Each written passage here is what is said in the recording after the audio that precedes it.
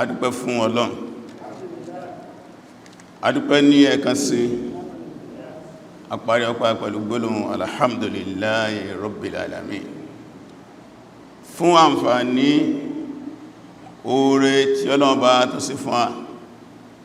ní ìní ó tó ní ká máa bẹ́lẹ̀bẹ́lẹ̀ pẹ̀lú àlàáfíà ara ìtọ́lọ́run bá sí fún àmà ní oore a sì dúpẹ́ fún ní ọpẹ́ tó pọ̀ àyìn lógo lẹ́yìn tó pọ̀ a sì yẹ àgbò a ń ṣe àfọmọ́ fún láàárọ̀ àti nírọ̀lẹ́ àti gbogbo ìgbà a jẹ́rìí pé Ọlọ́run ọba ẹyọ kan ní kò kún jùkú lórúkọ lọ́ba kan a jẹ́rìí pé Ànábì wa Muhammad sallallahu alaihi wasallam abduhu wa rasuluhu ẹrú ẹ̀ ní òjíṣẹ́ rẹ̀ ní o wa habibuhu wa safiyuhu ọ̀rẹ́ ayò rẹ̀ ní olólùfẹ́ ní ẹni ẹ̀sà rẹ̀ ní wa aminu wala wa'yihi ẹni tọ́lọ́wọ́ bá fọkàn balẹ̀ sọ́rọ̀sẹ́lọ́wọ́ bá fìran ni khayru man amana billah tí a bá wọ́n ta lọ́gbọ́lọ́wọ́ bá gbọ́ tó dájú Ànábì ni wa khayru man abada rabbahu tí a bá ń ta lọ́sílọ́wọ́ bá dájú Ànábì ni ẹ̀rẹ̀ wa khayru ma salla wa zaka wa itamara wa hajja tí a bá ní ta lọ dájú nínú kíkí ta ló dájú ní ká yọ sàká ta ló dájú ní ká gbáwẹ̀ ta ló dájú ní ká sí umrah àti hajji wa Muhammadun sallallahu alaihi wasallam habibullah safiyullah al-mukhtar o náà ni Ànábì Muhammad sallam wa khairu man hajara fi sabil rabbih yawon ta ló lórí jùnú olùsìnrìn àjò nítorí Ọlọ́run fọwọ́ habibullahi Muhammadu sallallahu alaihi wasallam kí Ọlọ́run bá ní ṣe ọ̀pọ̀lọpọ̀ ìkẹ́ fún Ànábì Muhammad wà ní rọ̀jò kẹ́ náà fáwọn ànábì Ọlọ́run Ọlọ́run bá síwájú rẹ̀ lọ òjò kẹ́ náà kọ́ bá ní fáwọn ará ilé àwọn ọmọlẹ́yìn àti gbogbo àwọn jẹ́ tẹ̀lọ́bọ́sí tó bó sí yẹ òjò kẹ́ Ọlọ́run bá jẹ́ kí ọrọ̀ sáwà náà lórí ẹ̀yọ́rìsàn Ọlọ́run dọwọ́ ẹni kọ̀kan ìjà páyọ Ọlọ́run ìpáyọ̀ Ọlọ́run báyìí náà ni ohun jẹ́nà o náà ni dáa ń pè ní zadul muslim as-saliki ila Allah subhanahu wa ta'ala o ni provision fún mùsùlùmí tó ń rí ojú ọ̀nà Ọlọ́run tó gbé ńgbà tí àwọn èèyàn múra jẹ́ bá fẹ́ sí hajj ń gbọ́ Ọlọ́run bá ń sọ pé hajj ẹzẹ́ tí a ṣe ń gbódúkò Ọlọ́run wa tazawwadu ẹ pèsè o fẹ́nà khayra zadi taqwa ìtò lóore jù ní pèsè una nípa yọ Ọlọ́run fattakuni ya ulil albab wattakuni ya ulil albab ẹ bẹ̀rù mi Ọlọ́run yín ọ̀jọ̀gbọ́n rẹ mùsùlùmí bọ́bá wà ní ilé rẹ̀ ìpayọ Ọlọ́run bọ́bá wà ń bí iṣẹ́ ìpayọ Ọlọ́run bọ́bá dáwà ìpayọ Ọlọ́run ó wà ní àpérò ìpayọ Ọlọ́run ẹ̀rì èyí tí mùsùlùmí gbọ́dọ̀ fi ṣeré nípa Ọlọ́run ó ní ká máa sí Ọlọ́run ká sì máa ṣe ká sì máa débi Ọlọ́run ká jìnà sí ẹ má jẹ́ àfi ìpa Ọlọ́run bá ṣeré ọ wá pé ọ yá kọ́dá wa lójú inú ẹ̀mí wa kó sì wà nùra kárí wa yí pé ìjọ kan ń bọ̀ tá padà sọ́dọ̀ Ọlọ́run ń bẹ ìpadà lọ́kọ̀ọ̀kan ń bẹ ìpadà lápapọ̀ ìjọ ẹnìkọ̀ọ̀kan bá ti ń lọ àpadànù tó wá yá ìpadà gbogbo ń bọ̀ al-yawmul akhir yawmul qiyamah ad-darul akhirah ọjọ́ kẹyìn ọjọ́ ọdún síwájú Ọlọ́run ayé gbẹ̀yìn kàmúrà lẹ́dẹ̀ kọlọ́ọ̀bá kó sínú fún wa kẹbà sí ma pé àsìkò tá wà yé a wà nínú oṣù ọdún àwa mùsùlùmí ọdún àkọ́kọ́ shahrullahi al-muharram oṣù ọdún jẹjú sọ́wọ́ aswa fi àmì hijirin jadid ọdún ìjírá tuntun tó lè pé káàkiri ọ̀pọ̀lọpọ̀ lórí ayé lórí àwọn manabir àwọn ìpépé ìbánisọ̀rọ̀ káàkiri ayé a máa rí ọ̀pọ̀lọpọ̀ àwọn àfẹ́sìn yakifun ma hadatha al-hijrati an-nabawiyyati ash-sharifa tí wọ́n máa yẹ̀wò ìṣẹ̀lẹ̀ láàrin tí ó sírò ẹ̀nú tàlé ayé ọmọnìyàn ìṣẹ̀lẹ̀ tó yí ilé ayé padà tó tún tàn ilé ayé pa ala fahiya hijratu Mustafa sallallahu alaihi wasallam wa ashabil kiram alayhim salatu wassalam min Makkah al-Mukarrama ila al-Madinah al-Munawwara ìyà yóò tí wọ́n ṣe láti ìlú Makkah Ànábì Muhammad sallam àti ọmọ lẹ́yìn rẹ̀ àwọn ẹni àpọ́nlé tí a fi lé fọ̀nálẹ̀ tí a fi wọ́n tí a ní lẹ́torí Ọlọ́run tí wọ́n fọ́n ó di Madina tí wọ́n lọ sọ Madina di ibùgbé ibi a bí wọn sí tí a dàgbà sí tí a bímọ sí tí a kọ́lé sí tí a ní gbogbo dúkìá sí àṣẹ Ọlọ́run bá dé ẹfi gbogbo ẹlẹ́ nítorí èmì Ọlọ́run bàtàrà kú ha wọ́n fi ilẹ̀ tanfizan li amri Rabbi subhanahu wa ta'ala láti mú àṣẹ Ọlọ́run bá wọn ṣẹ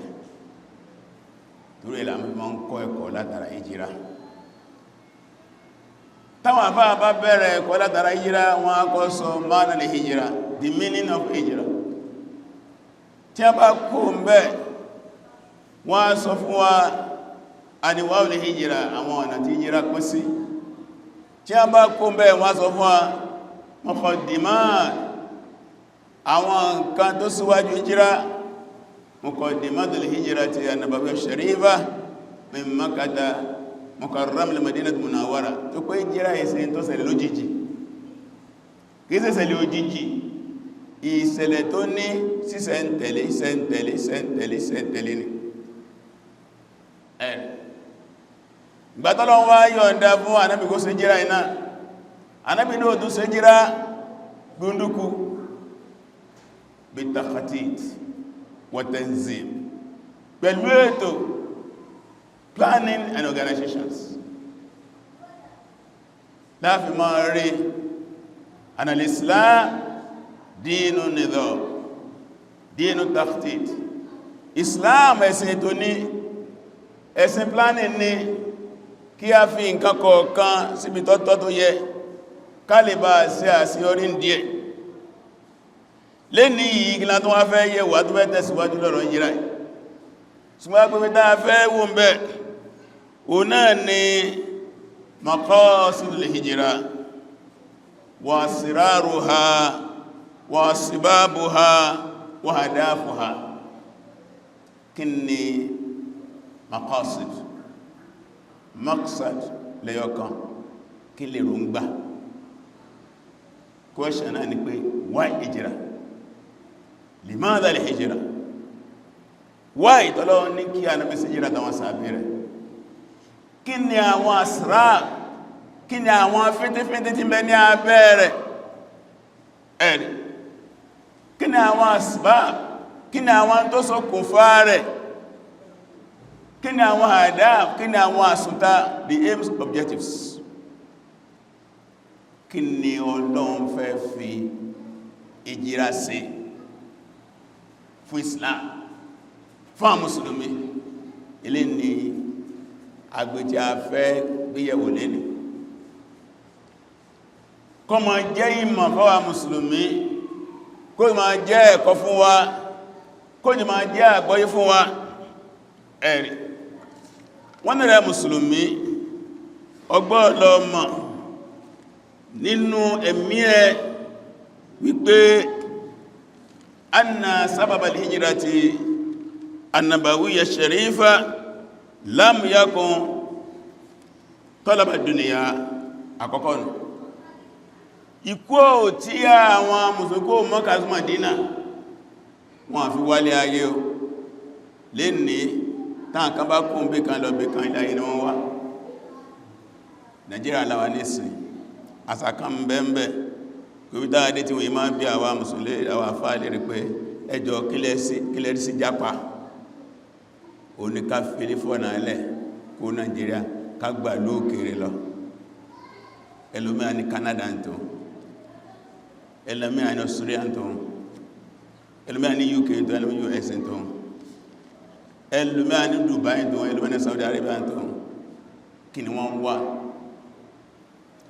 yatlubuna dunya wa aradaha ilé ayé ní wọ́n wá lọ bí náà fẹ́ lọ mẹ́kì ẹ̀ ìmìnà fẹ́ lọ mẹ́kì ẹ̀ ẹ̀rì ìjírà Ànábì àtàwọn sàábẹ́ gẹ́gbẹ́ lọ mẹ́kì ẹ̀ rárá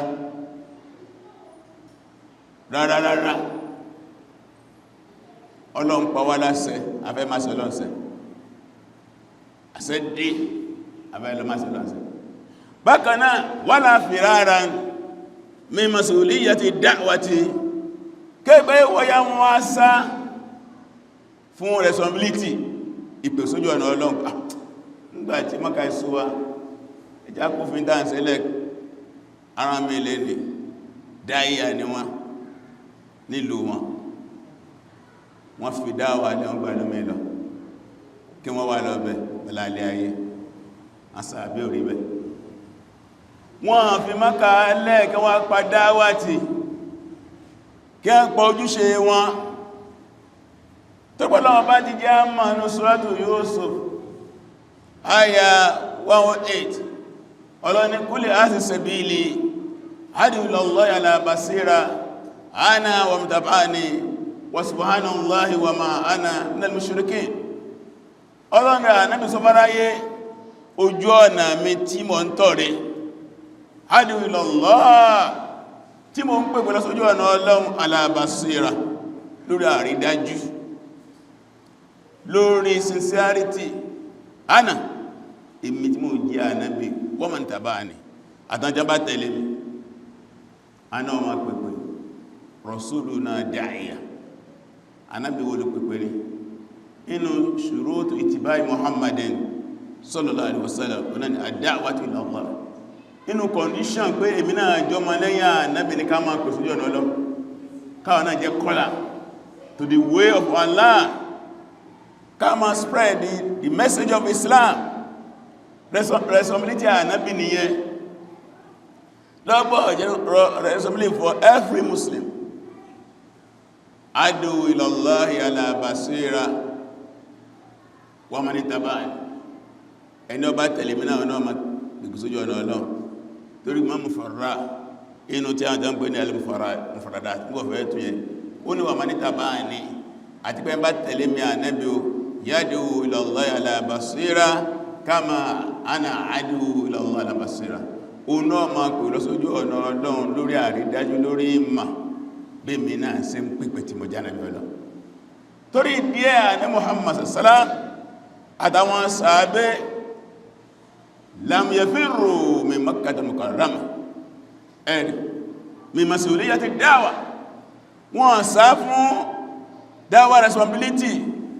ìpè sójú ọ̀nà Ọlọ́run wọ́n sá fún bí àwọn kan lẹ́ni wọ́n fi ìlú wọn lẹ̀ wọ́n wó lọ duwáàtì ni wọ́n nílùú wọn olùpẹ̀pẹ̀ nínú wọn wọ́n fi ìlú wọn lẹ̀ wọ́n wó lọ sí òkè òkun ẹ̀rì kò rí bẹ́ẹ̀ wọ́n tún lọ lékún ojúṣe ni ayé ọgbà wọn Mọ́kà bí a sì fẹ́ bí a sì yẹ ìtọ́lọ́run fẹ́ Ọlọ́run rí pé wọ́n lè ṣe Mọ́kà yẹn ó ní kí wọ́n kó Mọ́kà lọ sí Mẹ́dínà ẹni bá wá wo sìnkún Hijrah ìdáadáa tó láròjinlẹ̀ tó ṣe follow up sísẹ̀ ń tẹ̀lé bí sẹ̀rẹ̀ ń ṣe ṣẹlẹ̀ torí pé inú orí tọ́lọ́ tó bá wà mùsùlùmí pé gbogbo ìgbésí ayé Ànábì pátápátá ló wà documented ó wà tí wọ́n kọ dítẹ̀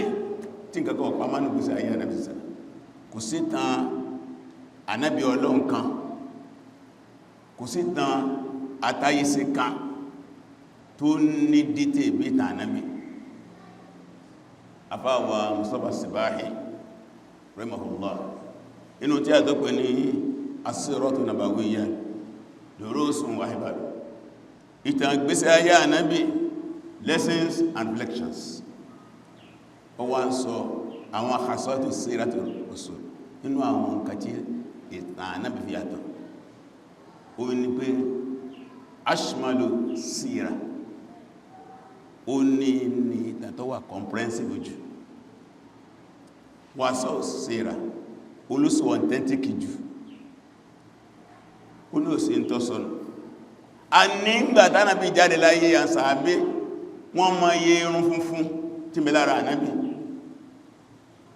nínú orí rẹ̀ yìí báyìí irun funfun inú orúngbọ̀n rẹ̀ yìí báyìí funfun tí wọ́n ṣe wá ní ẹ̀dẹ́bẹ̀ yẹn lẹ́fì rí kí a tó bí ní a ti ń sọ̀tàn rẹ̀ kí a tó bí bàbá ẹ̀ ṣe fẹ́ ya rẹ̀ bí ya rẹ̀ ṣe fẹ́ bàbá ẹ̀ bí a ṣe yìgì gbẹ̀lọ́wà bí a ṣe lóyún ẹ̀ bí a ṣe bí ọjọ́ tí a bí bó wọ́n ṣe bí kí ìṣẹ̀lẹ̀ tó ṣe ìjọ́ tí wọ́n bí gbogbo ẹ̀lọ́wà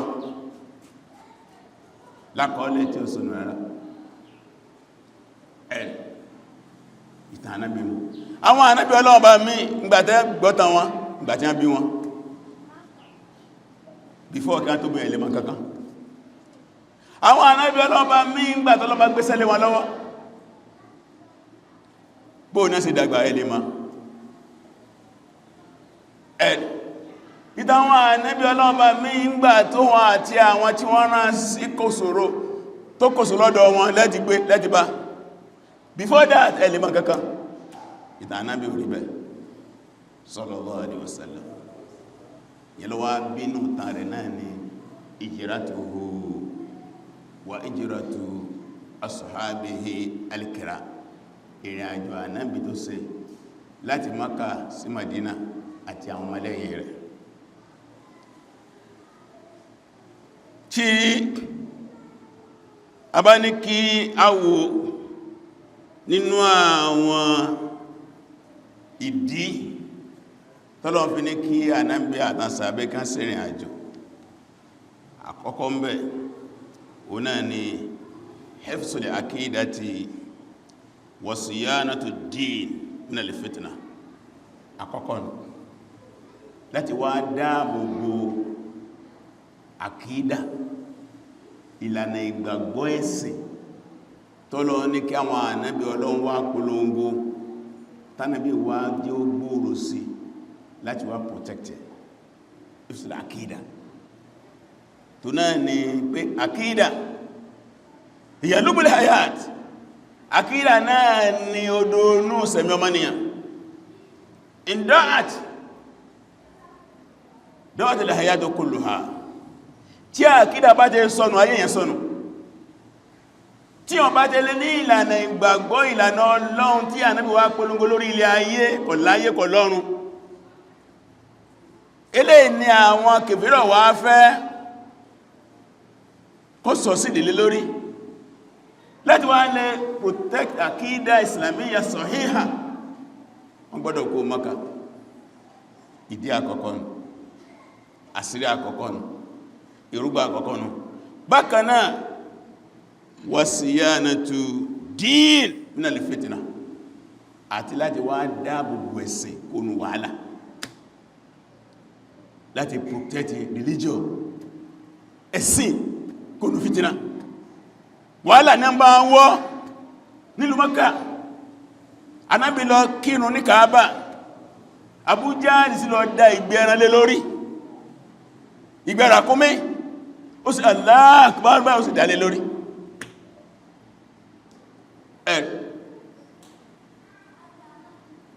wọ́n wà ní gbangbanjọ́ kan ó túnkẹ́ Al-Qur'an sókè jahara bil Qur'an bó sì bẹ̀rẹ̀ sí kẹrù wọ́n yàbò ní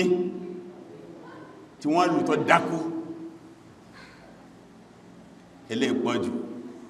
ẹwà mọ́f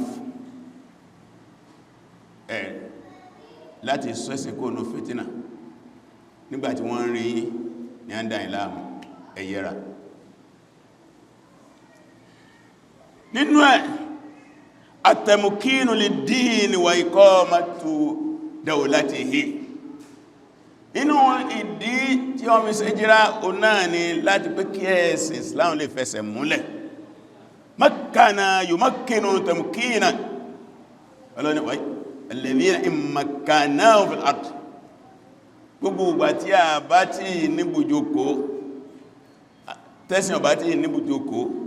tí ó tí ìsàgbà lọ́wọ́ ẹ̀sìn sánmà mi tẹ́gẹ́tẹ́gẹ́ ni tamkin kẹsìn fẹsẹ̀lẹ̀ gbá tí ó sì tó lè kọlù mọ́ in tó bá kọlù ọkàbùkù ó dàbí Yorùbá wọ́n ní irin bọ́bá ṣubú lé ẹyin ni ó fọ́ bí ẹyin bá kọlù irin ẹyin náà ni ó fọ́ ẹ̀sìn Islam tó bá fẹsẹ̀ nílẹ̀ tán tó dógbàí so sì ní rijal àwọn akin àwọn èèyàn kò sẹ́n tó lè kọlù gbogbo agbára ayé tí Ànábì bá tán pé ní super power méjì náà ni Roman Empire and Persian Empire nígbàtí Islam dìde tẹ́sẹ̀rẹ̀ múlẹ̀ tán tánàbí délù Madina tó ṣe hijira ìtàn ó kojú àwọn tá ń sọ yìí ó kojú wọn pé kò sí rẹ̀dẹ̀ èdè òsì láyé má kẹ́nìkan fẹ́ sọ̀rọ̀ ẹ̀dọ̀ lọ́n láyé ó dópin wọ́n gbé ogun dìde àwọn ọmọlẹ́yìn Ànábì kojú wọn wọ́n fẹ̀yìn wọn balẹ̀ tí ó bá sí hijira ni ẹ̀sìn Islam ní fẹsẹ̀ rinlẹ̀ ọmọ òrukàn ni ó máa jẹ́ òpóòlò ni ó máa jẹ́ hijira lọ́lọ́n fi ẹ̀sìn Ànábì rinlẹ̀ bákanáà wa iqamatu dawlatihi ìbá tí jẹ́ Islamic State kò bá tí jẹ́ pé ìkẹ́kẹ́ mẹ́ta ń pè níjọba Islam tá máa tọ́ka sí ṣùgbọ́n hijira nígbà Ànábì kó Mákà dé Madina ló lè establish dawlat Islamiyya Islamic government Islamic State lópẹ́lẹ̀ ní tí a bá fẹ́ sọ lórí good governance kò sí bẹ́ẹ̀ ṣe sọ̀rọ̀ tí ọ̀rọ̀ náà múnádókó àfi kí a fi Madina káfíṣà example ìgbésí ayé Ànábì kò sí gbé Madina kalẹ̀ tẹ́ bá fẹ́ sọ̀rọ̀ lórí justice ẹmẹ́sàn rẹ̀ ẹ fẹ́ sọ̀rọ̀ lórí economy ẹmẹ́sàn ẹ fẹ́ sọ̀rọ̀ lórí security ẹmẹ́sàn rẹ̀ ẹ fẹ́ sọ̀rọ̀ lórí social aspect of life ẹmẹ́sàn ẹ fẹ́ sọ̀rọ̀ lórí health ẹmẹ́sàn anything tẹ́ bá fẹ́ sọ̀rọ̀ Madina as example ẹ̀rì ìyẹn láàfin máa jí ó yé wa àwọn kan rádáadáa tí a ń sọ̀sọ̀kúsọ pé Islam ọ̀dá sóṣèlú ọ̀tọ̀ lẹ́sìn ọ̀tọ̀ lóṣèlú kò rí bẹ́ẹ̀ àní Muhammad àfẹ́ẹ̀sìn ni adájọ́ ni ẹ̀rì olórí ìlú ni it's like head of state gbogbo nǹkan tó ní gbogbo ń tán pé ní system of government gbogbo ẹ̀ ló wà ń bẹ̀ mẹ́sàn kanú ọ̀nà tẹ́gbà síjọba tí wọ́n ní sọ wọ́gbé ó wà ní gbèsè ayé Ànábì táwọn afá sí kọtí àlè lórí rẹ̀gẹ̀dẹ̀ ẹ̀rẹ̀ ẹlẹ́ẹ̀kẹta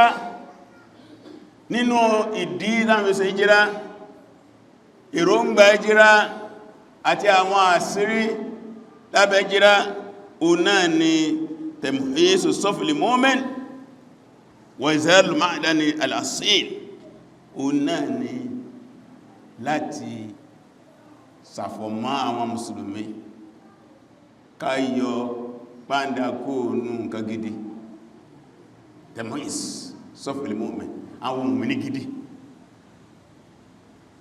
tó pé jẹ́ kákò Mákà lọ Mádínà ìtẹ́sì ìmáni ni gbogbo náà láwà àmàtà ń gbé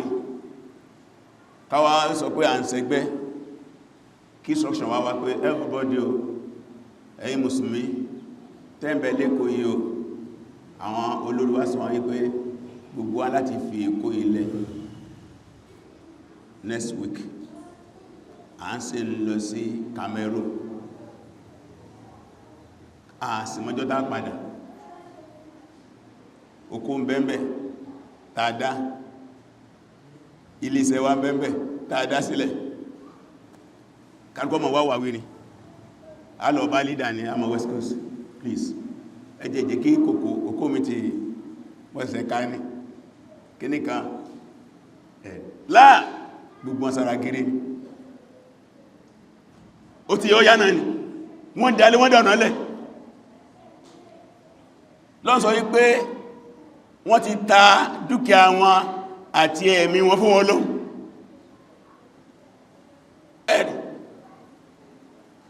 bá ṣe jọ ń ṣe ní ìsìn kódà ká sọ pé ẹ̀yà àwádà máa ń sọ pé a ń ṣe Islamic Connection bọ́dá lágbájá tó wà lóṣòdì yóò kó lóṣòdì yóò máa lọ sí Kẹjà mẹ́lájọ́kọ́ ló máa ń ṣe dáwà rẹ̀ yóò kó ẹ̀ṣàn wáyé tí ẹfẹ́ gbogbo lóṣòdì Hijrah tẹ̀mọ̀ẹ́s sọ́fìlì mọ́mí láti lè clean pé àwọn mùmìnì ni wọ́n they are pure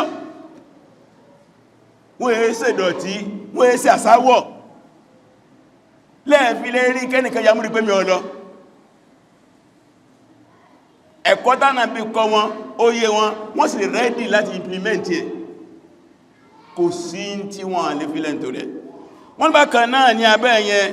wa idharu ma'dani asil Hijrah fi hàn pé ó fẹ́ fi hàn wá the quality of a Muslim àwọn èèyàn resources Islam kójọ tí Ànábì kójọ láti expose rẹ̀ ẹ̀nà ẹ̀wò tẹbá lórí ọ̀rọ̀ Abu Ubaida lórí ọ̀rọ̀ finance tí ó bá sí Hijrah ní ẹni máa bú sí ní the Minister of Finance àbí likuli ummati amin wa aminu hadhihi al-umma Abu Ubaida ibn Jarrah ó ní gbogbo ọjọ́ kọ̀ọ̀kan ló ní olùfọkàntẹ́ ọjọ́ tiwa náà ní Abu Ubaida ló mójútó ètò súnú owó láyé Ànábì táwọn fi lọ nígbò tó dáyé Abakir náà tún ní nígbò dáyé Umar náà tún ní láyé Umar lọ jáde láyé nígbò fi sọ́jọ́ kan lórí Minbar ó ní law kana Abu Ubaida hayyan lawallaytuhu amra al-khilafa ó ní tó bá pé Abu Ubaida bá ń bẹ láyé lẹ́ni tí bá fẹ́ fi ìjọba Islam lẹ̀ tí bá wọ́ ìbá ìwọ̀n ni máa gbé fún walau sa'alani rabbi yawm al-qiyamah tọ́lọ ma wá bí lẹ́rẹ̀ lọ́jọ́ pẹ̀lú àgbàmà ya Umar limadha wallayta Aba Hurairah amra al-wilaya kí ló dé tó ní kí Abu Hurairah lọ́lẹ́yẹ ó ní laqultu inni sami'tu rasulaka sallallahu alaihi wasallam yaqul gbàmà dọ́lọ́ bá lọ́gbẹ̀ mọ́ gbọ́jọ́ òjúṣẹ́ rẹ̀ sọ pé likulli ummati amin wa aminu hadhihi al-umma Abu Ubaida ibn Jarrah gbogbo tánàbí ẹ̀sọ́ yí pé gbogbo ọjọ́ kankan ló ní olùfọkàntán àjọ iná Abu Ubaida bá sọ pé ìdílò the recommendation of Rasul tẹ́síkì àtánàbí ṣe fún ni mo fi gbéjọba lé lọ́wọ́ gbọ́n kò sáàbù ìdá lásìkò ẹ̀ Hijrah ló fún tàní Umar ibn Khattab wa adalatuhu Umar àti déédé justice ẹ̀rí wa siyasatu àti bí Ọlọ́run bá ṣe bùn ní ẹ̀bùn òṣèlú tí ó bá sí Hijrah ní ànímọ̀ quality Umar Khalid ibn Walid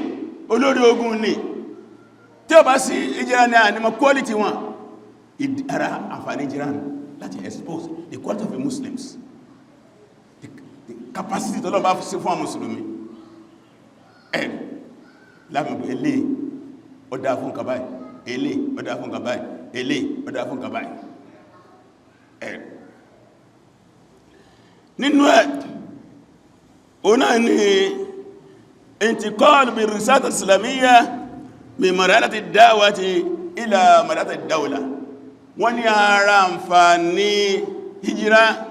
o náà ni láti gbé the message of Islam kó gbé kó lọ́rọ̀ lásán àkánsọ̀rọ̀ lásán kó wá gbé sí pé practical kó lásí ìṣèjọba ìlú Mádínà ọ̀rọ̀ ní ọ̀rọ̀ ìlú Mákà ọ̀rọ̀ ní ọ̀lá ìwà ọmọlúwàbí rẹ̀ kíníkan rẹ̀ gbogbo ilé kí dáwà kó ní ọ̀rọ̀ lásán kó wá di implementation kó di practice ọ̀nà ilé ara ẹ̀ náà ni wọ́n náà ni takfiru al-ansar wa ijad ar-ra'y 'am mu'ayyad lid-da'wa ọ̀nà ni kérò lè bá pọ̀ tó péjọ náà lọ́hun gbogbo ẹ bá jẹ́ mùsùlùmí káàkiri orí ilẹ̀ ayé ọ̀ràn ni kó ṣe jẹ́ lọ́sọ́dọ̀ ànábì yóò kó bí ọ wà lọ sí Madina lẹ́mọ̀ rí láwọn ìlú míì wọ́n máa wá káàkiri yàtọ̀ pé Mákà kódà àwọn tí a ń bẹ ní Abáṣà gbàdá sí Madina kí àwọn mùsùlùmí bá pọ̀ takfir ansar takfir muslimin kí àwọn mùsùlùmí bá pọ̀ kí wọ́n lè kó agbára sójú kan lẹ́yìn náà kí a lè ní dáńpé ní kẹ́lẹ̀ gé ní dáńpé ní public opinion láti máa kí dáwọn lọ́wọ́ gbogbo bí a bá ń lọ afẹ́ gbọ́ bí tán lọ inú bí tán bá ti ń pè lójú ọ̀rọ̀ Ọlọ́run tí pèpè yàn ọba tí èdè bí pé ẹ lè gé ní public opinion àwọn èèyàn ìpèpè ń ṣe lẹ́sọ̀ pé kí náà fẹ́ wí níbo ni wọ́n ń lọ ìjọ́nà ló bí ẹ̀sà bí bá ń lọ láyé ń lọ ẹ̀ lẹ́yìn náà nínú ẹ̀ náà ni istikimalu haikali tanzimi li da'wa láti lè perfect the structure of organization nínú dáwà ànábì láti perfect the structure of organization ànábì nǹkan kọ̀ọ̀kan ká tó lẹ́mọ̀rí alìjánu bí lè ti kọ́ dé agbègbè ìlànà gbàgbọ́lẹ̀ alìjánu tààbùdì agbè ìjọsìn rẹ̀ alìjánu àkàlákì ti wà rẹ̀ alìjánu fàkọ́fí ti ọ̀làjú rẹ̀ alìjánu bẹ̀kṣọ́dí ti ètò súnúwó rẹ̀ alìjánu síyásí ti ètò òṣèlú rẹ̀ alìjánu àmúní ti ọ̀rọ̀ síkọ́tì rẹ̀ alìjánu síhí ti ọ̀rọ̀ aláfẹ́lẹ́ alìjánu tààlímí tí ọ̀rọ̀ education lélẹ̀ the structure the complete structure of Islam ìjírá ìwọ̀n náà ni òbí torí láàfin máa rí ní ọ̀pọ̀lọpọ̀ ọ̀rọ̀ àwọn àfáà lè lórí ẹni ìwá wà rí pé ìjírá ìsìn nǹkan kékeré inú ẹ̀sìn anásàsàlá àwọn tí ń bẹ lábẹ́ ẹ̀nù ọlọ́nfẹ́ fi hàn wá bó ṣe kẹ́sìn rí ẹ̀sìn tàà fi ráwọn ànábì Ọlọ́run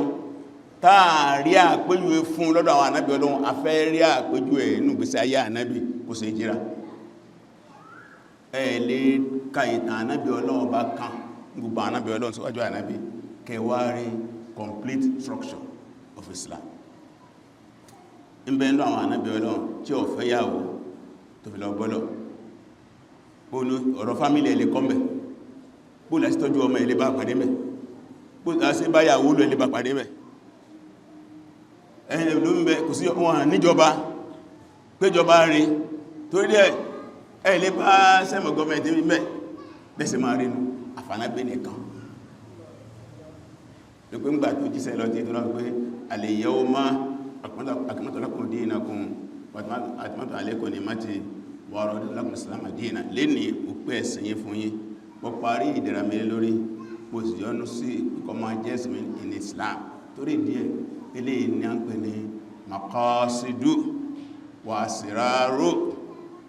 wà sibabu wà ahdaf al-hijrati an-nabawiyyati ash-sharifa ilé náà àwọn àsùntà àwọn èròǹgbà tọ́lọ̀mìnká náà fi sí yí láti Mákà àti Mádínà kọlọ́mbá ní kẹ́ kó bá ní gẹ́ kọ́gbogbo àwọn ànábì Ọlọ́run tó rí kọjá lọ kátọ́rà fún kọlọ́gbọ̀ orí ẹ̀sẹ̀ wájú wa. Allahu